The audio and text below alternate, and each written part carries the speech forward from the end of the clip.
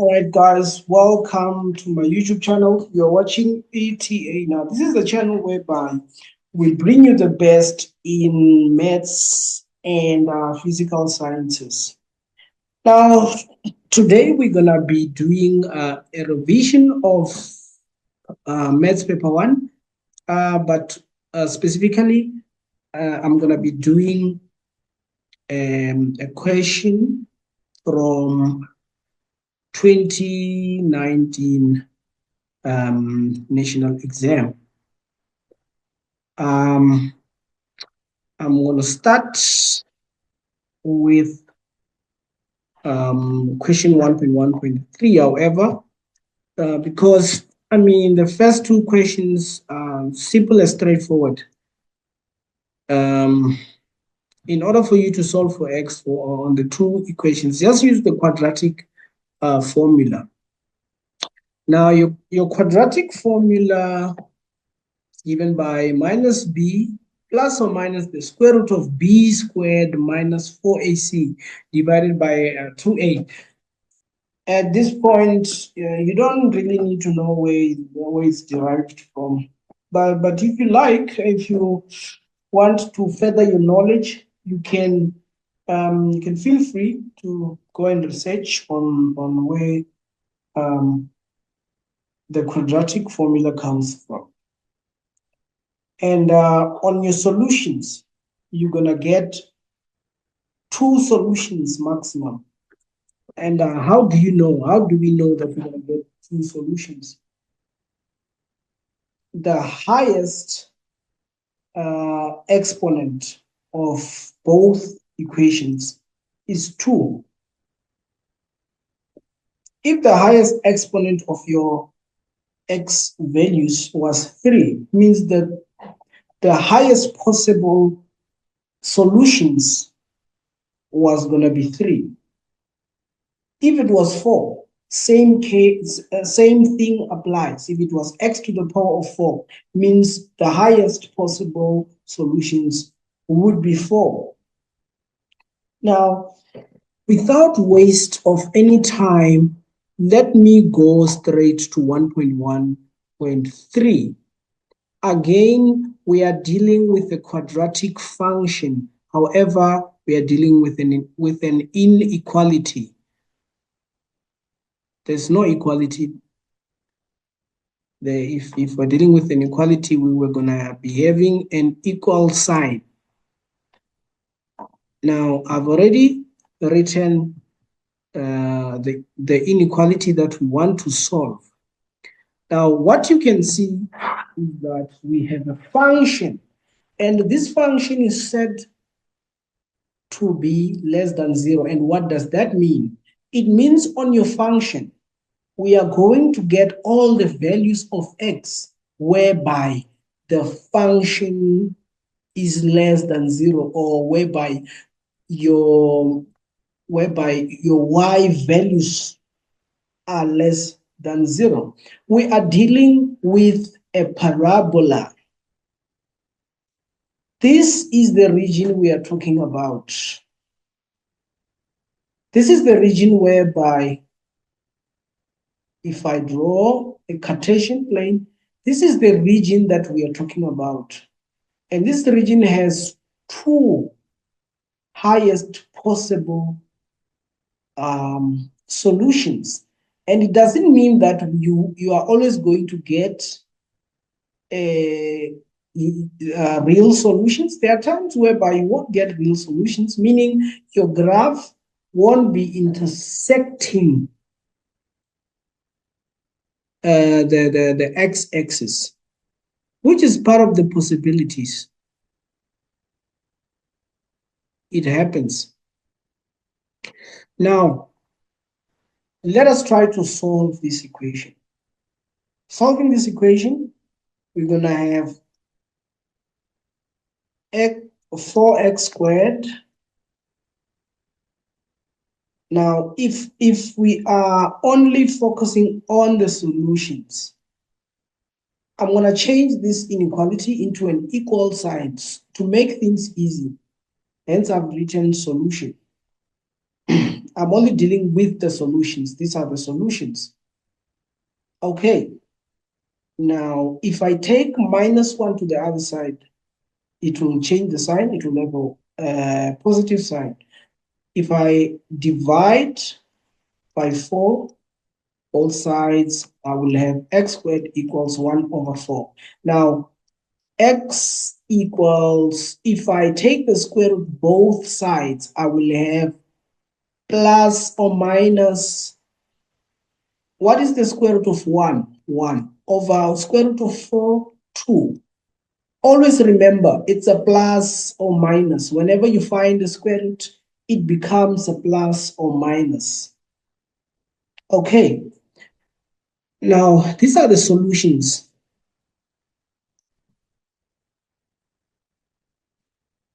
It means this value is -1/2.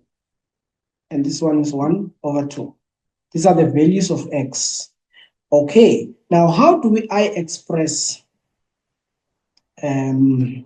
these values? Because these are just critical values for the solutions. But I need to represent this region. To represent this region is between these two values. X is between -1/2 or 1/2. Or you can write it in this way. You can say x is the element of real numbers, and also x is between 1/2 and -1/2 and 1/2. And you must take note, these brackets does not have corners. They're not the same as this one. If you write it like this, it means you are saying at this point, your function is also equals to, which is, and that's not the case. That inequality is not inclusive. Okay, if you have any question, please don't hesitate. You can go to the comment section and explain your query if you do not understand. Okay, moving right along, 1.1.4. 1.1.4. We have big square root of 32 plus x times big square root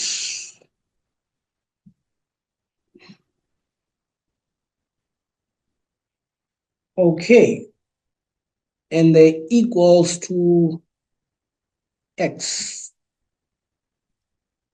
Guys, please do not panic when you see big figures like these ones. They may be big, but there's an underlying fundamentals that they want you to master,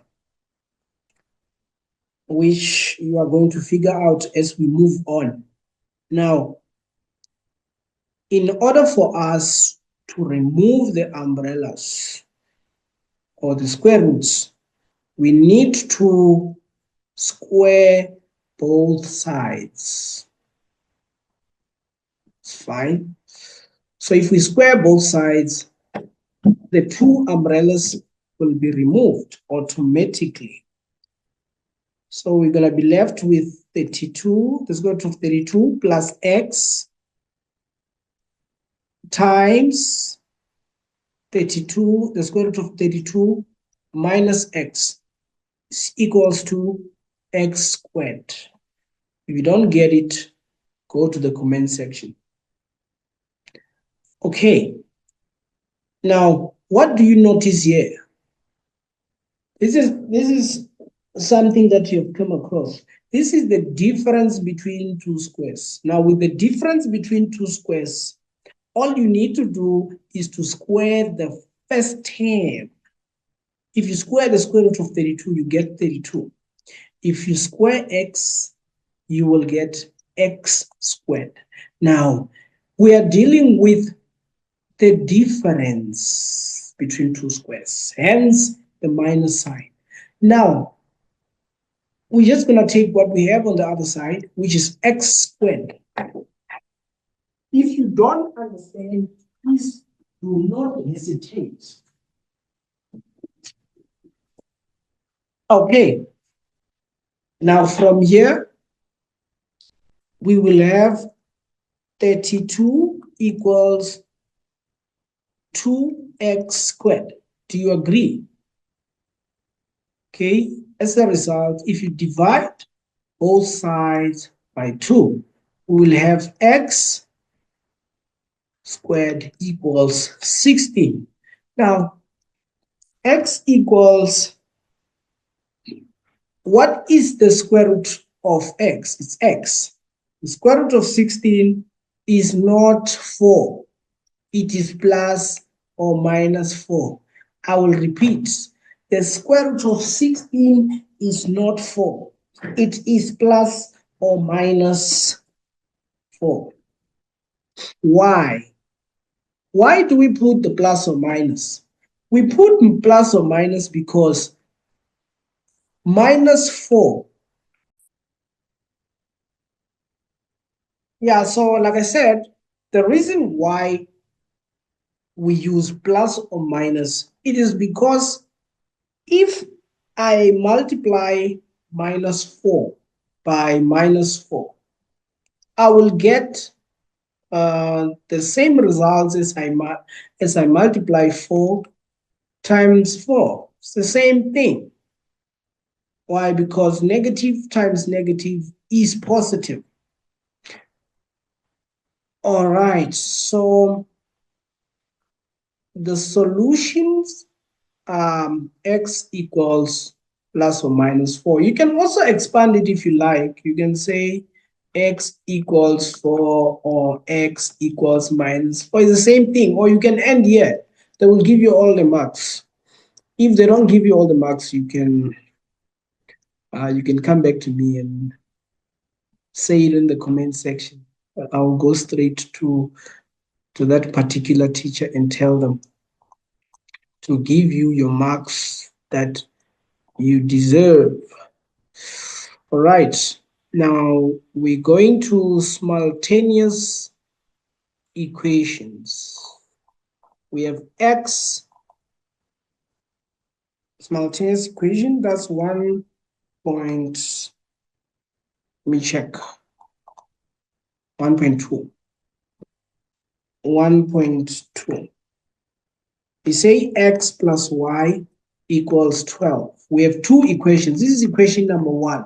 Equation number 2 says xy equals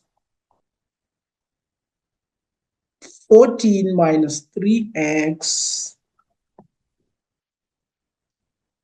Okay, this may look complicated, but it's not. There are so many ways to solve simultaneous equation. One of them, which I prefer in many cases, is a mere substitution method, which is what I'm going to be using. With substitution, you create an equation from one equation and go and substitute on the other. For instance, I can make y the subject of the formula, or x if I like. So y is given by 12 minus x. This is equation number, if this is equation number 2, let's make this equation number 3.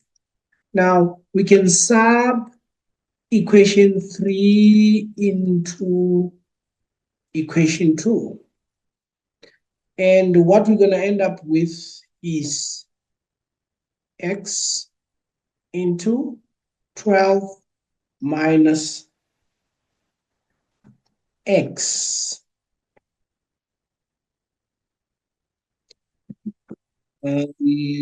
equals 14 minus 3x. Now, what we're going to have is 12x minus x squared equals 14 minus 3x. In order to solve any equation, we need to leave 0 on one side. Otherwise, we won't be able to. Okay, I'm going to leave 0 on the left-hand side. So I'm going to take everything and take it to the other side. And hence, if you are going to Zimbabwe, you will need a Zimbabwean passport. A South African passport is positive. When you go to Zimbabwe, you must change your passport. Okay, for instance, I'm going to take minus x squared to the other side. I'm going to be left with 0 here. It will be having positive x squared. Then plus 14 minus 3x. If I take positive 12x, it will have a minus 12x. Okay, what do we have? We have x squared minus 15x plus 14. I mean, you can go and use your quadratic formulas, but because of the experience that I have, I already know the factors of this equation.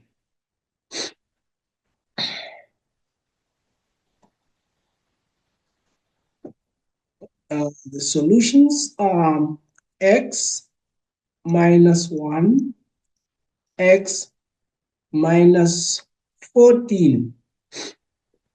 If you add minus 1 plus minus 14, you'll get minus 15. And if you multiply 1 by 14, you'll get, if you multiply minus 1 by minus 14, you'll get positive 14. That's why I was able to get these factors quickly. Now your x equals 1 or x equals 14. However, we are dealing with simultaneous equation. I have to go back and substitute these solutions.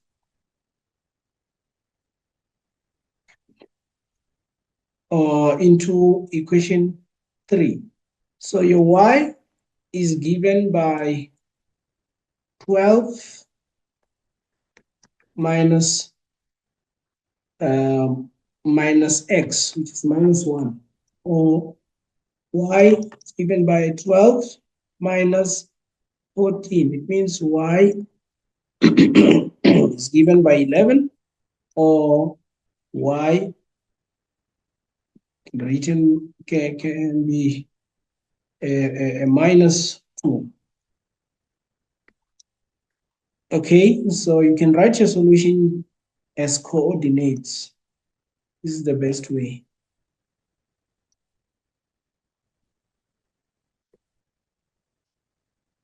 Okay, if you have any question, please feel free to ask me. Please feel free to go to the comment section and ask your question. Let's go to the last question. The last question is 1.3. It says, consider the following product. 1 times 2 times 3 times 4 times dot, dot, dot. Means we are going to multiply all the factors, all the numbers between 1 and 30. So this is the factorial of, this is the 30 factorial. So what does the question say?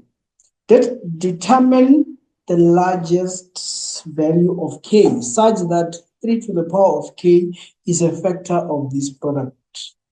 So something must ring a bell. Okay, what they're saying here is that go and search for all the multiples of 30 factorial that has a three that has a product which contains 3.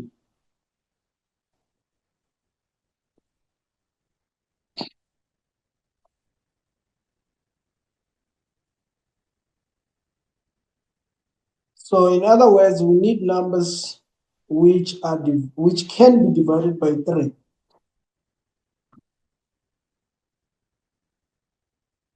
We need all those numbers between 1 and 30. So this is 1.3. Okay. The first number is 3. The second one, 6. 3, 6. 9 plus 3, 12, plus 3, 15, plus 3, 18, plus 3, 21, plus 3, 24, plus 3, 27, plus 3, 30. Now let us try to find the multiples, the product of each and every number. This is 3 times 1, 3 times 2, 3 to the power of 2. It's 3 times 3. It's 3 times 4, 3 times 5, 3 times this is 9, which is 3 to the power of 2 times 2. Then 21 is 3 times 7. 3 times 8. 3 times 9, and 9 is 3 to the power of 2. So this is 3 to the power of 3. Okay? And then with 30, we have 3 times 10. 10 is not a multiple of 3. So now, in order to find the value of k, we need to calculate, or we need to count the number of 3's that we have. We have 1, 2, 3, 4, 5, 6, 7, 8, 9, 10, 11, 12, 13, 14. So k equals 14. If you have any question, please go to the comment section, because this may look a bit difficult, but we have it. Okay. Now, to those of you who may have not understood some of the concept, please go to the comment section, and please don't forget to like and subscribe to our YouTube channel. Good luck for your final exams, and stay tuned for the next revision session. Thank you.